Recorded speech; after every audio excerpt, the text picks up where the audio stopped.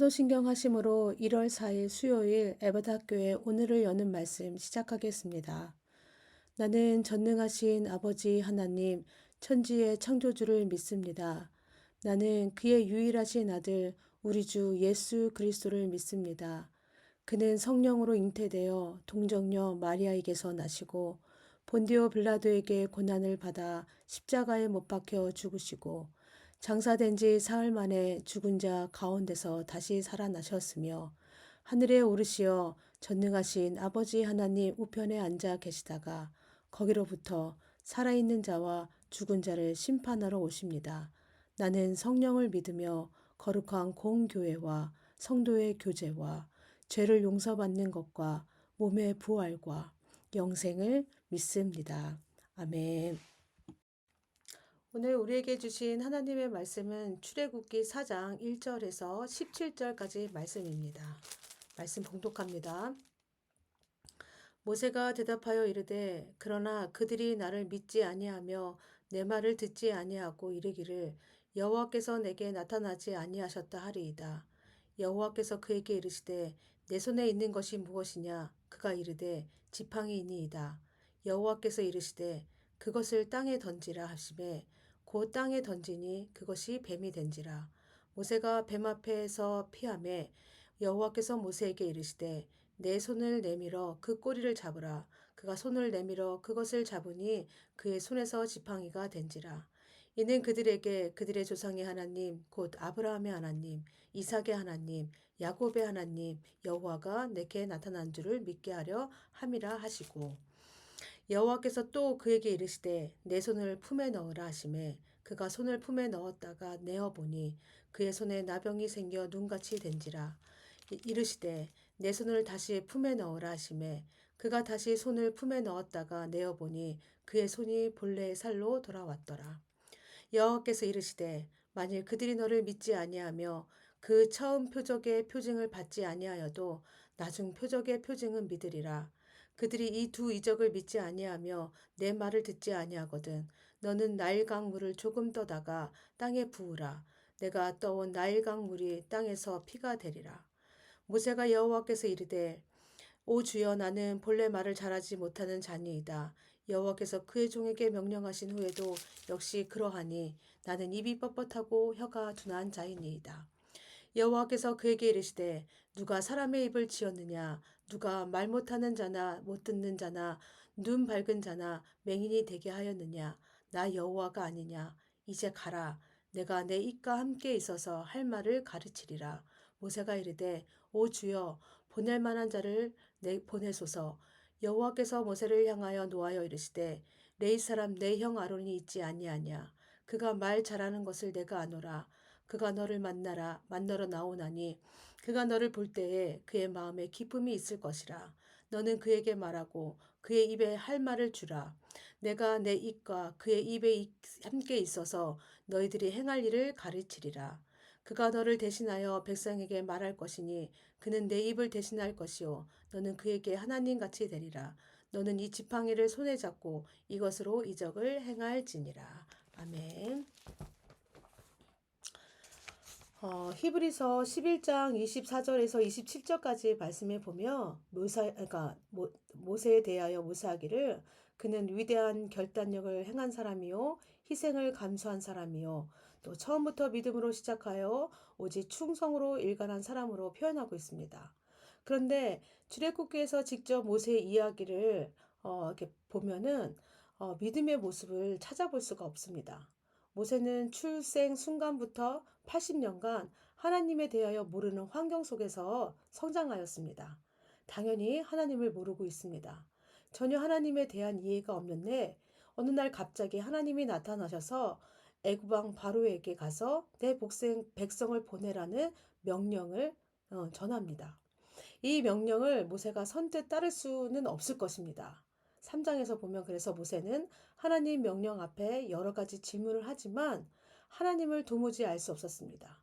모세는 지금 자기에게 말하는 스스로 계신 분이 누구인지도 모르고 있고 이분을 믿고 따라갈 만하다고 하는 신뢰의 관계가 형성되어 있지도 않습니다.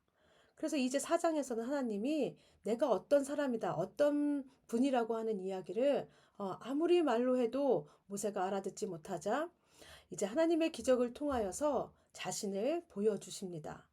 첫 번째 기적은 지팡이가 뱀이 되는 기적입니다. 5절 말씀입니다.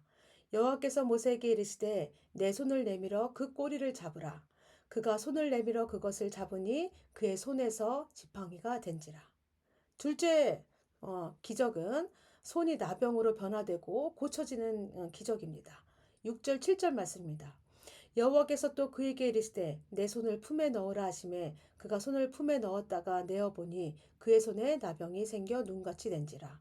이르시되 내 손을 다시 품에 넣으라 하시매 그가 다시 손을 품에 넣었다가 내어 보니 그의 손이 본래의 살로 되돌아왔더라.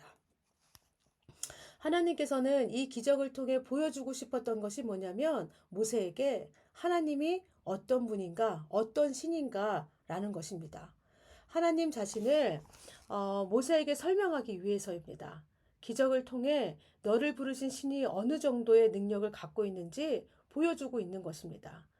애굽의 바로왕이 왕권의 상징, 태양신의 아들로서 신과 같은 존재였습니다. 그 존재를 어떻게 나타냈냐면 지팡이를 갖고 그 지팡이를 통하여서 보여주었습니다. 하나님은 이 기적을 통해서 모세가 가지고 있는 하찮은 막대기가 바로 바로의 지팡이보다 더 능력이 있다는 것을 보여주고 있습니다. 하나님은 이 기적 사건을 통해서 모세에게 하나님을 더 의지할 수 있게 하려고 하고 지금 있는 것입니다. 두 번째 기적에서는 대부분 사람들은 신을 두려워합니다. 모세 당시에도 인간들이 신에게 받은 가장 큰 형벌이 나병이라고 생각했습니다. 그리고 그 병은 치유될 수 없다고 생각했습니다. 그래서 하나님은 나병이 발생하고 하고 치유하게 하셨습니다. 하나님은 이 기적을 통해서 모세를 부르신 하나님, 그 신은 이스라엘을 구원할 수 있는 능력이 많으신 분이다, 능력이 있으신 분이다라는 것을 지금 증명하고 있습니다. 그래서 5절에는 이렇게 말합니다. 이는 그들에게 그들의 조상의 하나님 곧 아브라함의 하나님 이삭의 하나님 야곱의 하나님 여호와가 내게 나타난 줄을 믿게 하려 함이라 하시고 이 능력 많으신 하나님께서 사람을 부르실 때는 그 사람이 대단하고 그 사람이 신령하고 그 사람이 위대해서 부른 것이 아니라 반대로 하나님께서 부르시는 사람은 어떤 사람이든 상관없다는 것을 말씀하고 있는 것입니다. 이렇게 능력 많으신 이 신이 부르는 그 어떤 사람을 통해서도 하나님은 일을 행할 것이고 기적을 행할 수 있다고 지금 모세에게 보여주고 있는 것입니다. 이야기는 무슨 말을 뜻하고 있냐면 이 능력 많으신 위대한 하나님께서 모세 너를 불렀고 너를 통해 하나님의 능력, 나의 능력을 나타나게 할 것이다라고 말씀하고 있는 것입니다. 그런데 모세의 반응은 어떻습니까? 모세는 하나님은 어떤 기적을 보여줘도 그 하나님께서 어떤 기적을 보여줘도 그 말씀에 순종할 생각이 전혀 없어 보입니다. 10절 말씀입니다. 모세가 여호와께 아뢰되 오 주여 나는 본래 말을 잘하지 못하는 자니이다. 주께서 주의 종에게 명령하신 후에도 역시 그러하니 나는 입이 뻣뻣하고 혀가 둔한 자니이다. 하나님께서 모세를 부르실 때에는 모세에게 너 말 잘하냐? 라고 물은 적이 없습니다. 너는 혀가 부드럽고 잽싸냐? 라고 물은 적도 없습니다. 하나님은 모세에게 어떤 것도 물은 적이 없고 요청한 것도 없습니다. 가문이 어떤지도 묻지도 않으셨고 능력이 묻지도 않으셨고 재력을 묻지도 않으셨습니다. 지팡이로 뱀을 만들 수 있냐고 묻지도 않으셨습니다.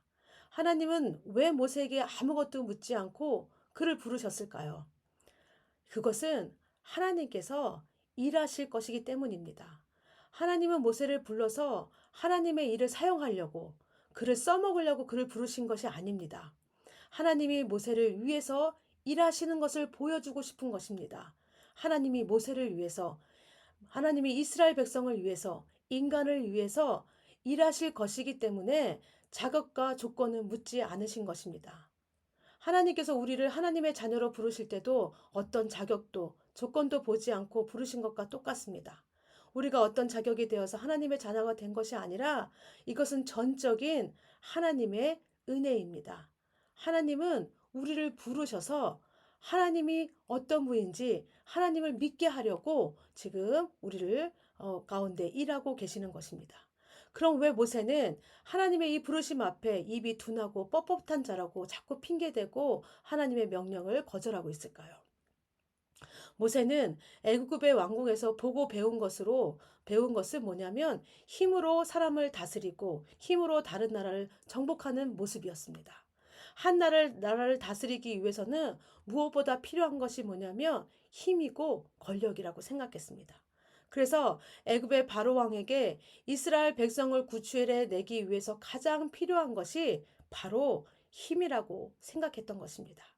애굽이 이스라엘 백성을 압제할 수 있던 것도 힘이 있기 때문이며 지금 이스라엘이 바로의 압제에 당하는 것도 무엇이 없기 때문이냐며 힘이 없기 때문이라고 생각한 것입니다. 어떻게 하면 이스라엘 백성을 애굽에서 나오게 할 수가 있을까는 힘이 있으면 되는 것입니다. 모세의 생각에 가장 중요한 것이 지금 뭐냐면 힘이었습니다. 그런데 어느 날 하나님께서 나타나셨는데 아브라함의 하나님, 이삭의 하나님, 야곱의 하나님이라고 하시는데 도무지 이 하나님에게서 이 힘 전혀 느껴지지 않는 것입니다. 막대기로 뱀을 만들고 멀쩡한 손이 나병이 나게 만들고 고치기도 하는데 모세는 전혀 하나님에게 이 신의 힘을 전혀 느낄 수 없는 것입니다. 이 장면은 왜 그러냐면 이 장면은요, 모세가 애굽 왕실에 살면서 자주 보았던 기적입니다. 이 기적은 애굽의 마술사들을 했던 기적들이기 때문입니다. 하나님이 자신이 믿고 따라가기에는 이것들만 봐도 힘이 없어 보이는 것입니다. 그 신이 자신에게 하나님의 군대를 붙여주는 것도 아니고 그저 가라고 하면서 내 백성을 보내라고 하는 말만 하라고 합니다. 힘이 중요한 사람에게 말만 하라는 것이 얼마나 이 신이 무기력해 보이겠습니까? 그러니 하나님 앞에서 자신의 입이 둔한 자, 뻣뻣한 자라고 계속해서 하나님의 부르심 앞에서 핑계대며 거절하고 있는 것입니다. 그런데 이런 생각을 다 하시는 하나님께서 지금 뭐라고 말씀하십니까? 11절, 12절 말씀입니다. 여호와께서 그에게 이르시되 누가 사람의 입을 지었느냐? 누가 말 못하는 자나 못 듣는 자나 눈 밝은 자나 맹인이 되게 하였느냐? 나 여호와가 아니냐? 이제 가라. 내가 내 입과 함께 있어서 내 할 말을 가르치리라. 내가 말 못하는 거 괜찮아. 입이 뻣뻣하고 혀가 둔한 거 괜찮아. 내가 그렇게 된 것은 내가 그렇게 너를 만들어 놓은 거야. 다 알고 있어. 아무 문제 없어. 나 여호와다. 지금 이렇게 말씀하고 계신 것입니다. 그래서 뭐라고 얘기해요? 이제 가라. 내가 내 입과 함께 있어서 내가 네 할 말을 가르치리라. 이건 뭐예요? 즉 말을 잘하는 건 못하건 상관하지 마라. 입이 뻣뻣하건 혀가 둔하건 관계없이 내가 너와 처음부터 말한 그대로 그냥 가서 말을 해라. 내가 그 입과 함께 있어서 그 뻣뻣하게 둔하게 된 이 말을 이 통할 말을 해야 될 말을 알려주겠다라고 이야기하는 겁니다. 모세가 더 이상 할 말이 없고 오직 할 말은 뭐냐면 오 주여 보낼 만한 자를 보내소서입니다. 이 말은 어쩌거나 못 가겠다는 뜻입니다. 그런데 하나님은 계속해서 뭐라 그래요? 내가 말을 못해서 갈만하지 않다고? 입이나 혀가 풀어지지 않아서 갈만하지 않다고? 그래 그럼 알았어. 그럼 내가 말 잘하는 사람을 붙여줄게. 내 형 아론이 있지 않느냐? 그가 말 잘하는 것을 내가 안다. 너도 알지 않느냐? 그가 올 거니까 그러면 됐지? 라고 하나님께서 말씀하고 있습니다. 하나님은 지금 어떻게 하고 계시냐면 인내심을 가지고 모세의 생각을 지금 조금씩 깨트리고 계시는 것입니다. 힘이 최고라고 생각했던 이 사고방식에서 내가 너와 함께한다. 여호와인 내가 너와 함께한다. 내가 그리고 너를 가르치겠다가 할 말을 가르치겠다고 지금 말씀하고 있습니다.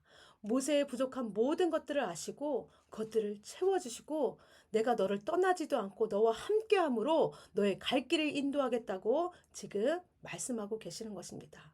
하나님이 지금 하나님과 함께하는 삶의 방식을 모세에게 가르쳐주고 있습니다. 하나님과 함께하는 삶은 나를 전부 이해하시는 하나님이 나의 삶을 한 그분께 맡기고 믿음으로 따라가라는 것입니다. 그래서 내 부족함, 연약함을 보는 것이 아니라 나를 가장 잘 아시는 하나님이 나를 가장 좋은 길로 인도하심을 확신하며 따라가라고 지금 이야기하고 있는 것입니다. 하나님이 일하시는 방법은 세상의 방법과 다릅니다. 모세는 세상의 방법을 갖고 있어서 하나님 말씀에 부르심에 순종할 수 없었지만 하나님은 계속해서 뭐라고 말씀하고 계십니까? 하나님의 방법은 하나님이 함께 하심으로 그 길을 인도한다. 너의 부족한 모든 것들을 다 알고 있다. 그 부족한 것들을 채우며 내가 너와 함께 할 것이라고 하는 것들을 이야기를 들려주면서 이제 나의 길을 따라오라고 말씀하고 있는 것입니다. 때로는 우리가 하나님의 말씀대로 살아도 되나라고 하는 의심이 들 때가 있습니다. 이렇게 살면은 손해보는 것 같고 내가 이러다가 잘못되는 거 아닌가 하는 이런 의심이 들 때가 있습니다. 그래서 우리가 하나님의 길을 따라가는 것을 주저할 때가 너무나 많이 있습니다. 그런데 여러분, 하나님은 절대 실수하지 않으시는 분이며 그 어느 누구보다 나를 가장 잘 아시는 분이며 이 세상의 창조자이시고 이 세상의 원리와 이 세상의 모든 것들을 주님의 통치 아래 두시고 인도하고 계시는 분이십니다. 그분이요, 그 하나님이요, 우리를 가장 좋은 길로 인도하고 계십니다. 바라기는요, 우리가 내가 하나님을 따라가는 길이 맞는가? 이렇게 가는 게 맞는가? 내가 기도만 해도 되는가? 말씀만 읽어도 되는가? 그래도 내 일들이 이루어지는가? 내가 소망하는 것들이 이루어지는가? 라고 생각할 때가 있습니다. 여러분, 하나님은 이 세상의 창조자이시고 이 세상을 운영하고 계시는 분이십니다. 그분께 모든 걸 맡기면 그분이 우리의 부족함을 알아서 우리의 모든 것들을 알아서 가장 좋은 길로 인도하시는 분이십니다. 이제 우리가 해야 될 일들은 뭐냐면 우리의 믿음을 주님께 더 드리며 나가는 것입니다. 어떠한 일을 만나든지 간에 주님만 신뢰하며 나가는 것입니다. 이 가장 좋으신 분이 나의 아버지고 나의 인도자임을 고백하며 나가는 것입니다. 오늘 하루 이렇게 우리가 하나님 앞에 고백하기를 원합니다. 가장 좋으신 하나님이 내 아버지이시며 내 인도자이십니다. 이렇게 고백하며 오늘 하루를 살아가기를 원합니다. 예, 우리 이 시간 함께 기도하겠습니다. 말씀을 위해 기도하실 때는 나를 가장 잘 아시는 하나님께 나의 삶의 전부를 드리며 믿음으로 주님만 따라가는 삶이 되게 하여 주시옵소서라고 기도하시고요. 가정을 위해 기도하실 때는 하나님의 가르침을 따라 자녀를 양육하게 하시고 하나님의 사랑하심으로 가족 구성원들을 사랑하고 섬기게 하여 주시옵소서. 기도해 주시고 또 교회를 기도하실 때는 하나님의 뜻을 잘 분별하여 하나님의 뜻을 이루어 드리는 교회 되기를 원합니다. 라고 기도하시기 바랍니다. 특별히 또 잠옷실 공사가 진행 중입니다. 우리 성도님들이 마음을 모아 함께 돌아보길 원하고 아무 사고 나지 않고 안전하게 이 공사가 잘 마무리되게 해달라고 함께 기도해 주시기 바랍니다. 나라와 세계를 위해서는 모든 나라들이 하나님의 말씀이 기준이 되어서 살아갈 수 있게 해달라고 기도해 주시기 바랍니다. 우리 공동체를 위해 기도할 때는 생각나시는 성도님들의 기도 제목을 따라서 그분들을 기억하면서 우리가 함께 기도하기 원합니다. 네, 기도가 끝나신 후에 주기도문으로 모든 예배 마치겠습니다.